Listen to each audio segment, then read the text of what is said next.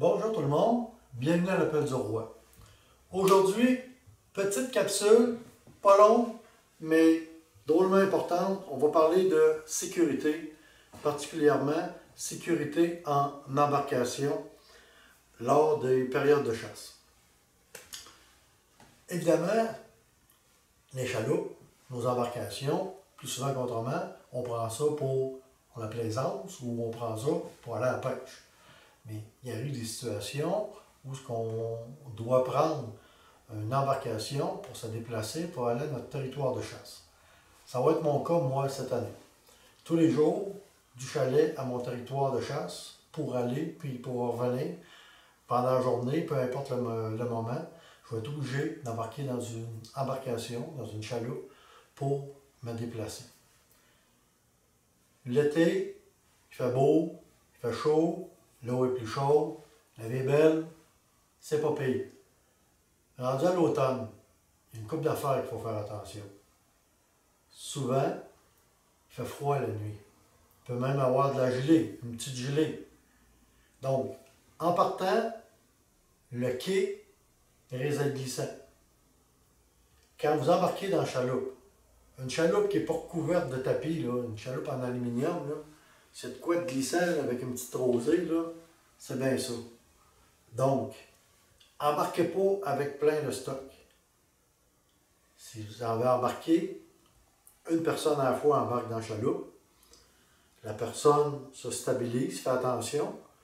Si vous tomberez peut-être pas à l'eau, mais vous pouvez vous faire mal, puis ça peut scraper votre journée, scraper votre chasse, ou même scraper tout court dans le sens, puis de retourner à l'hôpital ou quoi que ce soit. Il n'y a rien d'intéressant là-dedans.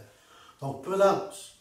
Quand on embarque dans l'embarcation, surtout le matin, il peut y avoir de la rosée, de la gelée. Des fois, même, on part un petit peu à noirceur pour faire le bout de la chaloupe, puis être capable de se rendre dans notre territoire pour arriver dans les belles heures. Faites attention, rosée le matin.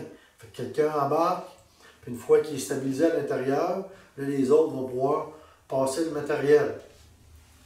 L'arme, peu importe l'heure dans la journée, l'arme en bandoulière sur vous autres, c'est peut-être pas une bonne idée. Si vous avez à tomber à l'eau, ça va vous faire une belle ancre pour couler jusque dans le fond.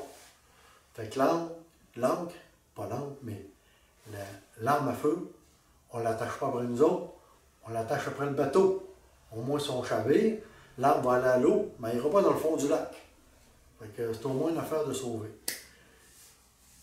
L'autre affaire, c'est le point de vue personnel. Donc là, je ne suis pas habillé en chasseur, c'est évident, là, mais vous allez comprendre le principe. J'ai mis une chemise à manches longues pour au moins la démo. Là. La chemise, vous essayez de boutonner ça au maximum au niveau des poignets.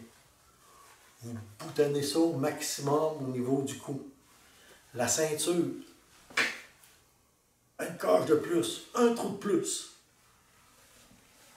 Le bas des pantalons, on les plie, puis on rentre ça dans les bas. On met les bas par-dessus les pantalons. Okay? On ferme les ouvertures le plus possible. Pourquoi? Parce que si on tombe à l'eau, c'est clair qu'on va se mouiller. Mais si nos ouvertures sont toutes fermées, l'eau qui va être sur notre corps, on va avoir tendance à prendre la température du corps. On va essayer de faire, entre guillemets, un wetsuit.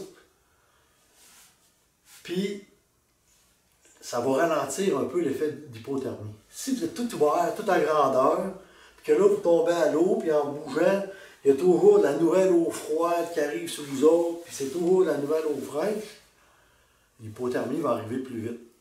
Puis des fois, c'est la différence entre le gars qui se ramasse dans le fond du lac, puis le gars qui a réussi à faire les 30 derniers pieds qui restaient pour se rendre jusque sur le bord. Fait que les vestes de flottaison individuelles, on les porte, parce qu'habituellement, à l'automne, on n'a plus épais, hein, on a notre linge de chasse, puis c'est gros, puis on a nos bottes qui rentrent de l'eau là-dedans, ça nous aide à caler encore plus, puis tout. Fait que notre VFI, on le porte, puis on s'attache un petit peu plus. Quand vous allez arriver à destination, déboutonnez-vous, ça prend 2 minutes. Mais cette 2 minutes-là peut vous sauver la vie. Donc, sécurité en embarcation, l'automne, oui, on peut prendre des embarcations, mais assurez-vous, prudence, faites attention à la gelée le matin, peut-être même en fin de journée aussi. Et puis, brouillard, il peut y avoir du brouillard pas mal épais, fait qu'on perd vite nos orientations. Fait que s'il y a tendance à avoir du brouillard, revenir plus tôt, s'assurer d'avoir des GPS avec des batteries de rechange. Donc, il y a plein de choses qu'il faut prendre en considération en embarcation pour la chasse. Et puis, évidemment, on ne tire pas à partir d'une embarcation qui est en mouvement. Ça, c'est des règlements de chasse. Prudence, bonne navigation, et puis à la prochaine capsule.